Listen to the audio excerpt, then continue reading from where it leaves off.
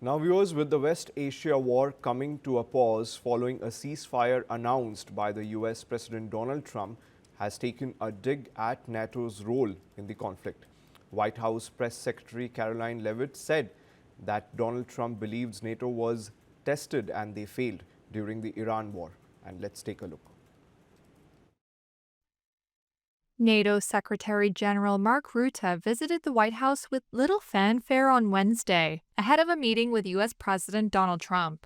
War in the Middle East and tensions over the Strait of Hormuz have pushed U.S. relations with the military alliance to a crisis point. Shortly before the meeting, White House Press Secretary Karoline Leavitt shared this message. I have a direct quote from the President of the United States on NATO, and I will share it with all of you. They were tested and they failed. Trump has threatened to withdraw the U.S. from NATO and denounced European allies in recent weeks for what he said was inadequate support. Leavitt said Trump would have a, quote, very frank and candid conversation with the NATO chief.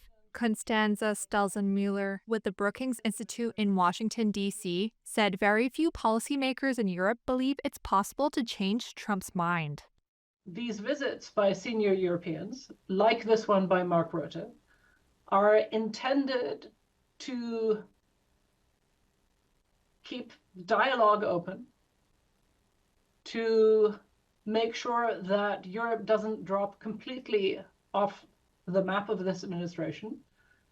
But I expect Rutte to come here with very low expectations.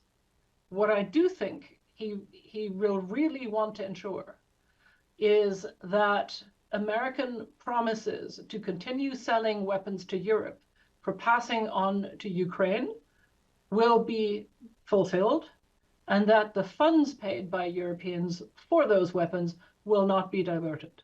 Trump has called for countries that depend on oil from the Gulf region to break Iran's chokehold on the Strait of Hormuz. But European countries are unlikely to join mine clearing or other missions to free up navigation in the strait, according to 2 European diplomats. And one of the diplomats told Reuters that Rutte was not tasked by European leaders with committing to an operation in the Strait of Hormuz during his meeting with Trump. Stelzenmüller said NATO's remit was limited to the Euro-Atlantic area.